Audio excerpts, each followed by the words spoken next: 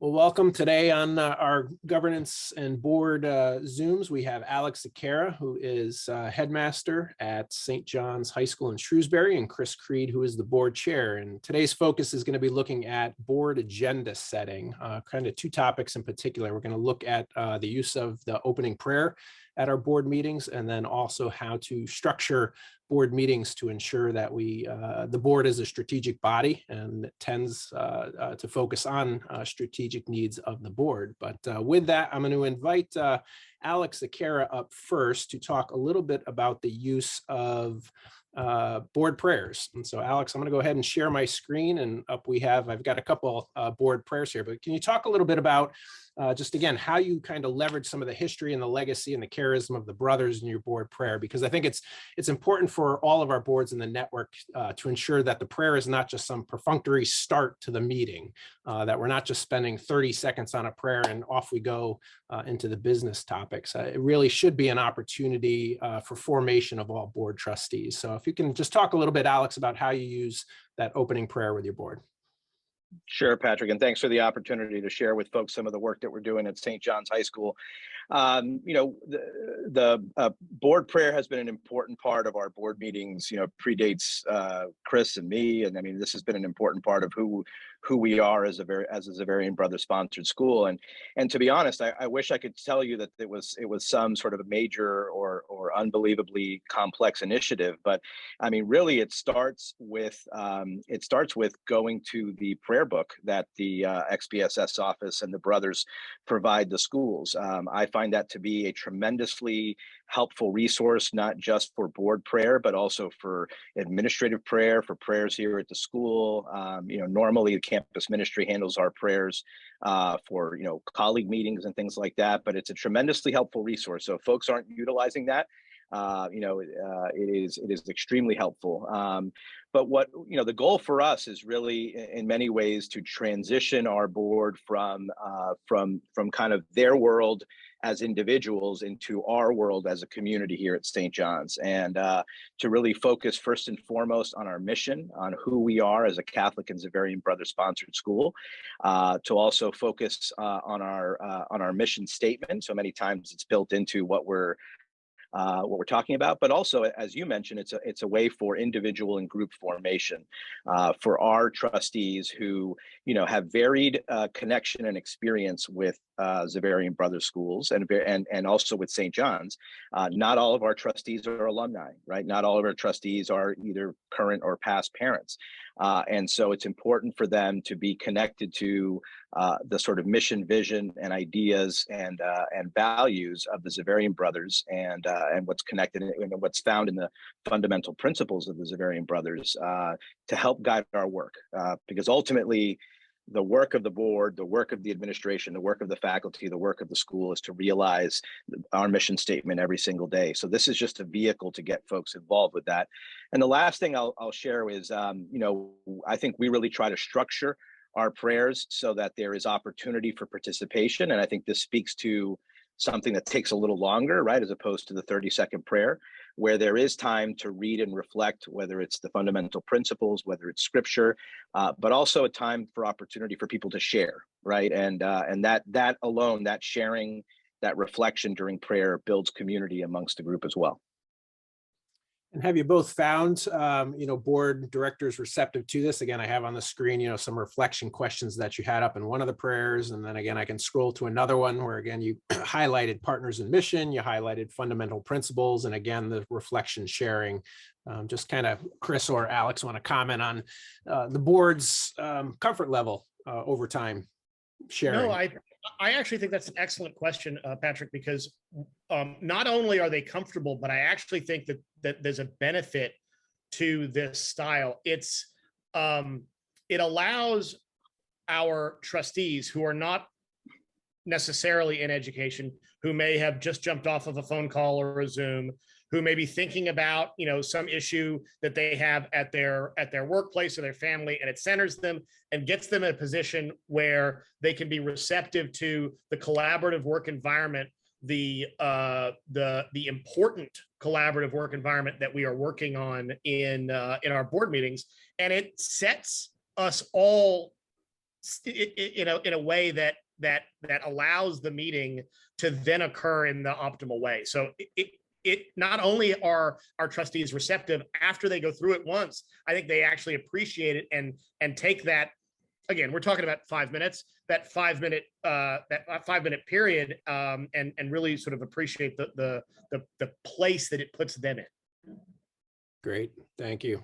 So let's shift now to the second topic we were going to discuss. Again, our Zavarian Brothers sponsored schools, our boards do a tremendous job. A lot is asked of you as volunteers, but one of the key points that I think all of our boards in our network need to challenge themselves on is to ensure that the limited meeting time that you have, most of the schools in the network have 3 meetings a year. We recognize that there are fiduciary responsibilities to take care of, but we really need to challenge ourselves to address some of the strategic needs of the institutions moving forward, to try and get ourselves, again, we've got to tackle the what's on our plate this year, but what's around the corner, what's coming up 2 years out, 3 years out, 5 years out. And our boards need to really challenge themselves to address a lot of that strategic work. So I've been impressed with St. John's in terms of how you've structured your board meetings. So maybe Chris, if I could ask you to kind of start, what you basically have here, what you've been doing for a few years now is breaking down your board agendas, where the first part of the meeting tackles those fiduciary responsibilities, but you're spending a lot more time on the second half of the meeting, or actually a little more than half, on some of that strategic work. But just talk about the general structure of the agenda, why it's set up this way, how did it originate, the value you see coming from it, Chris. Yeah, no, absolutely appreciate that, Patrick. So, you're right. There's basically 2 primary objectives that trustees have, right? They have a fiduciary oversight responsibility for the school, and then they have a responsibility to help lead the discussions about how does their institution tackle the challenges that they see in the next 1, 5, and 10 years, and what are the opportunities that present themselves that they should be focused on. And we basically bucket those 2 together and then separate them before and after our break, which is, how we separate and really delineate between the 2 objectives. On the sort of early section, which is our sort of fiduciary oversight section, one of the keys to the success for us is a understanding and commitment by trustees to read the pre-briefs. There's a lot of information that we give our trustees about a week, maybe 3 or 4 days before the meeting. And because our meetings are always on Monday, that allows them the weekend to read reports from the headmaster and the principal on what's going on at the school, such that when Alex and Maggie give their report, they're not reading the report, they're delving into the issues that come out of the information that they've presented. And likewise, when we go through our committee reports and the trustees having read the committee reports in advance, we dig into the important questions. I understand why you are recommending that tuition be set at X. And here are the 3 big topics that came up in the meeting. Did you think about this? Did you think about this? Oh, can you delve a little bit more into this or that? And that discussion is much more robust than it could possibly be if we started the information dissemination from point 0. So the key to that fiduciary section success is really the homework that our trustees are committed to do. And then the break is important because I drink too much coffee, but the delineation of, okay, we're done with that part now. Now we need to talk about some either big challenges or big opportunities, right? And as you can see on the agenda from a previous board meeting, we were struggling and dealing a lot with this question of wellness, and we had gotten a bunch of feedback that we had solicited beforehand from a campaign feasibility study, and we had asked the Jed Foundation to do some work, and we had a belonging survey that we had given, and we wanted to consume that information and give ourselves enough time to actually think about it, ask questions, and reflect. And I like how we end the meeting, or not end the meeting, but that this is part of the second half of the meeting, because almost without exception, there are follow-on conversations or meetings or task forces that happen as a result of these conversations.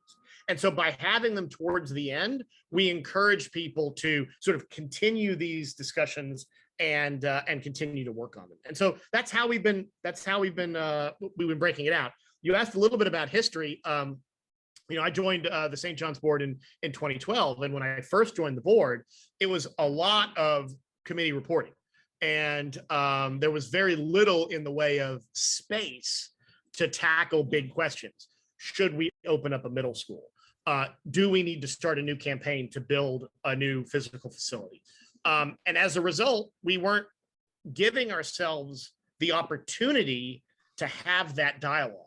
And so we have slowly, over the course of I'm now the third chair that I've had that I've worked with.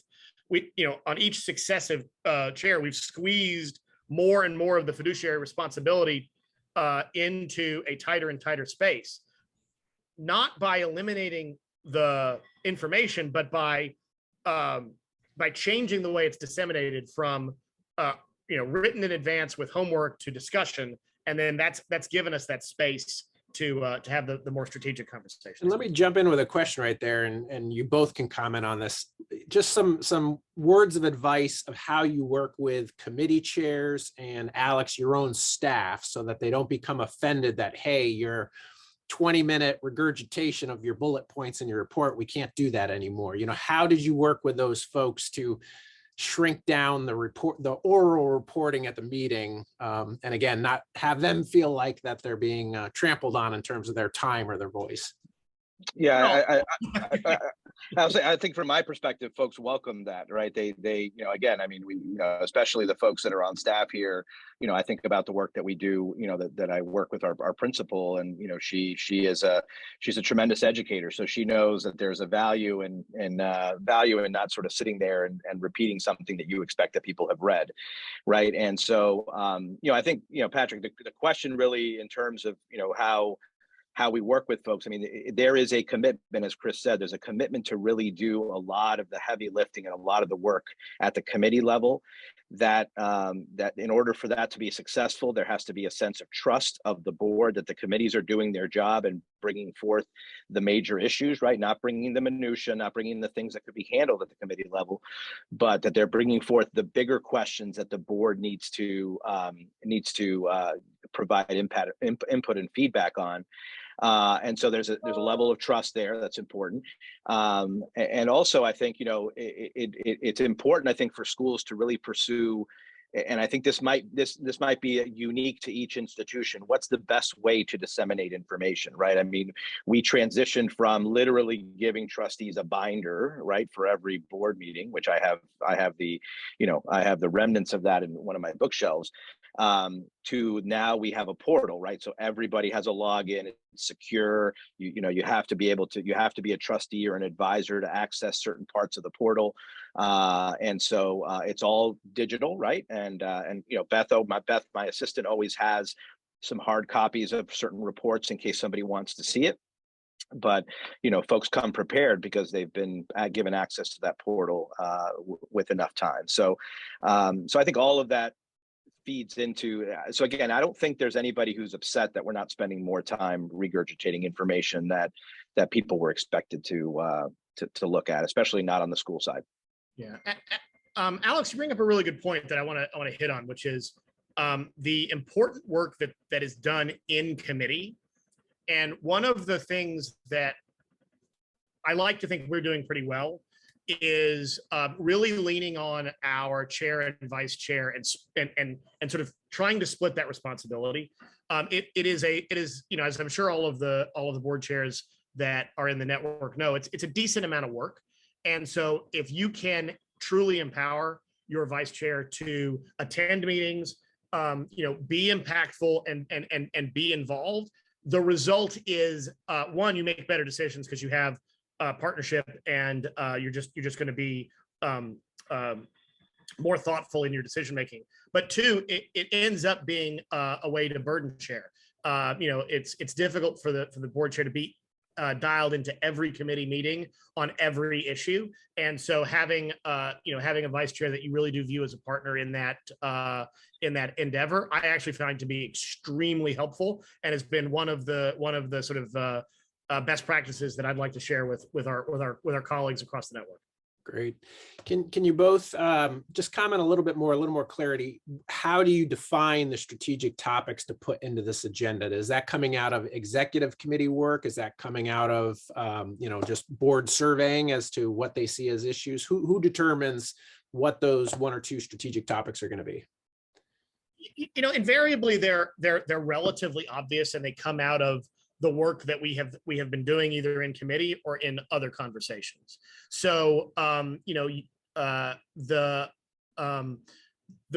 actual formulation is Alex works with the Tom, our vice chair, and I, and we sort of set the agenda together. But the decision as to what the strategic plans are basically the obvious follow-ons from the previous board meetings arc of forward thinking, right? So we might have had a strategic planning discussion about, in the example that you had, wellness and what are the issues that our students are facing.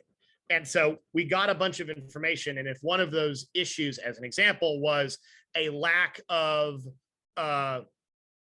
physical indoor space for students to be, then we need to think about, like, okay, well, what does that mean? Can we address it financially, like physically, like can we actually address this issue? And is this issue the highest priority of the high priority things that we want to address? And as we have that conversation as this example was May of 2021, it becomes pretty obvious, what are the things that we want to do between May and October, and then report back to the board on the work that the administration, faculty, staff have done over that time period, have another discussion, and then say, okay, what are the things that we want to do before January? And it creates this wonderful sort of cascade of long-term, but with intermediate waypoints, so we can judge our progress. Yeah, the thing I would add, Patrick, is that I'm extremely fortunate to work with a board that empowers me and empowers the administration to provide significant feedback in terms of what those strategic issues should be, right? Because they very much understand the role that we play, and they also very much understand, and I say this with extreme admiration and gratitude, that they understand the role that the board plays in these conversations, right? They understand the difference between strategic and operational, right? So and also the role that a head of school plays in the strategic sort of vision of the school, right? So, I learned very early on that my job description is really 3 words, right? Mission, vision, and resources, right? And so that vision piece is extremely important. And I work with an administrative team who, shares in that vision formation for who St. John's needs to be, tomorrow and in the years to come. And then the last piece I will say is that we have a very healthy, at this point, I think a very healthy cycle of major strategic planning and major strategic sort of discussions and dialogue. So, we've gotten into sort of this groove of every, sort of 5 years revisiting our strategic conversation, our strategic direction as a school. I mean, obviously the conversation continues throughout those 5 years. And there are, as Chris mentioned, sort of this natural benchmarking and growth out of that. But we had a strategic retreat in the summer of 2017. We have one coming up now this summer 2022.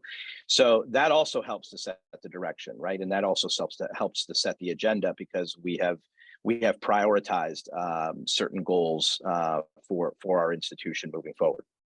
Great. Patrick, you also asked about the executive committee, and I just want to comment on that one for Sure. 2 seconds. We try very hard to not use that committee.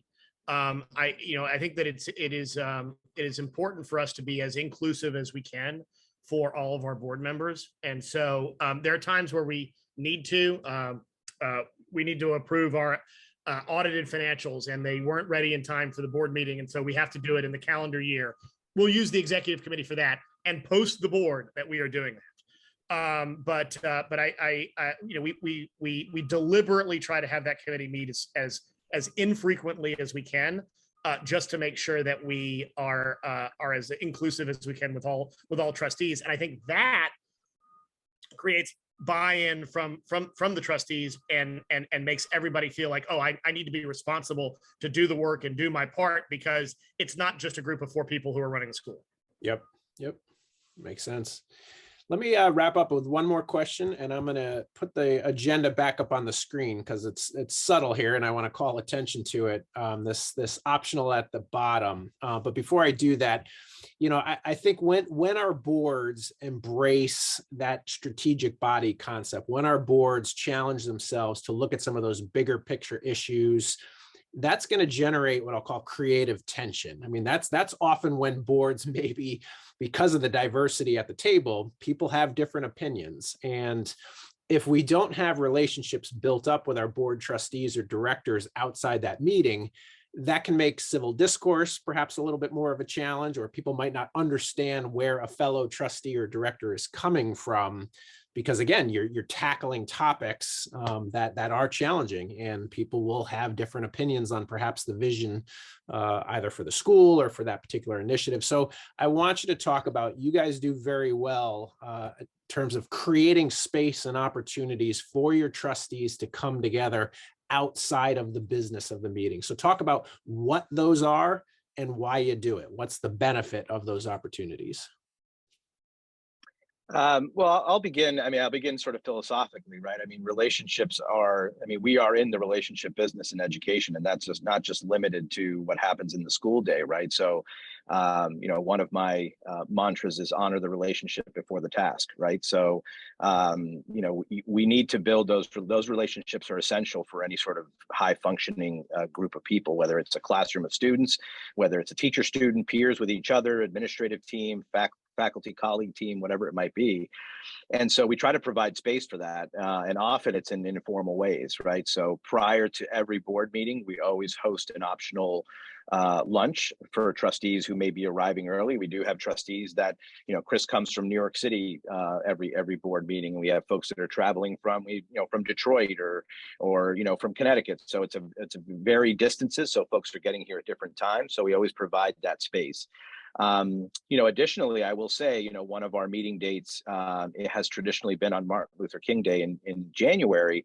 And what we've done as an institution is, we've piggybacked our board meeting on a major community event here in the Worcester area, which is the Martin Luther King Day breakfast at Quinsigamond Community College. And we generally purchase a table, and trustees are there, and it's not just developing community amongst the trustees, it's also connecting our trustees to the community, both St. John's and in a broader sense.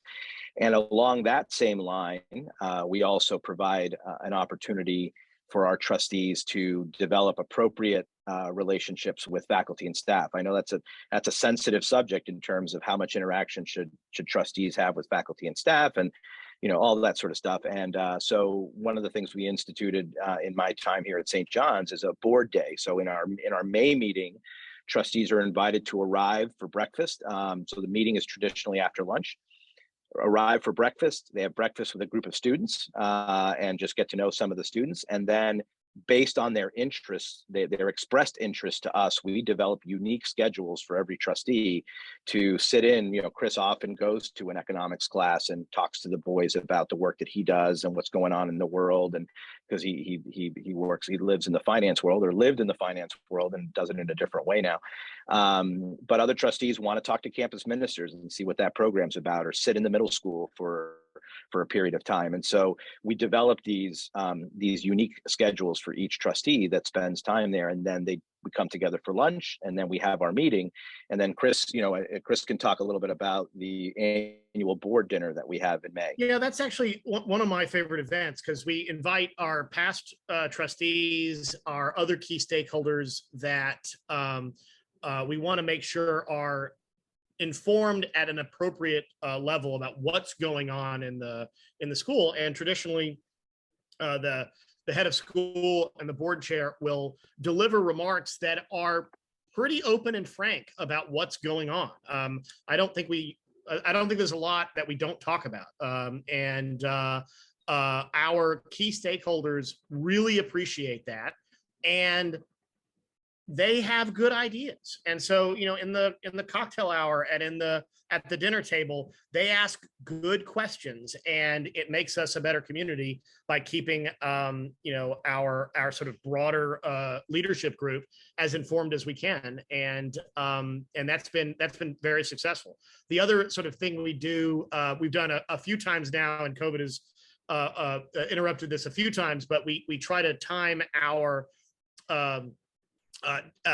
dinner for our high tier donors with the October board meeting, such that at the end of our meeting, we can have a cocktail hour with some of our SFX donors. And again, it's another opportunity to not only thank our community for their support, but also to cascade information and to let people know that, you know, we want to hear what their concerns are. We want to have those relationships, and that's been extremely successful. And the last thing I'll mention is this year, for the first time, and it really happened almost by happenstance, that we had our annual gala for the first time in 3 years. We had it the same on the Saturday prior to the Monday board meeting in May. And so that way trustees could stick around, they could, you know, participate, because again, we have folks coming from a lot of different places, could attend the gala and then have the meeting on Monday. And that's so it's trying to maximize not having trustees have to travel to St. John's within a week or 2 weeks of each other, trying to be strategic and smart about how we can have these really important people in the life of the school in the room with all the important people that are part of the life of the school, you know, everybody in the community. So it's a real special opportunity. And so you just have to be sort of thoughtful about that.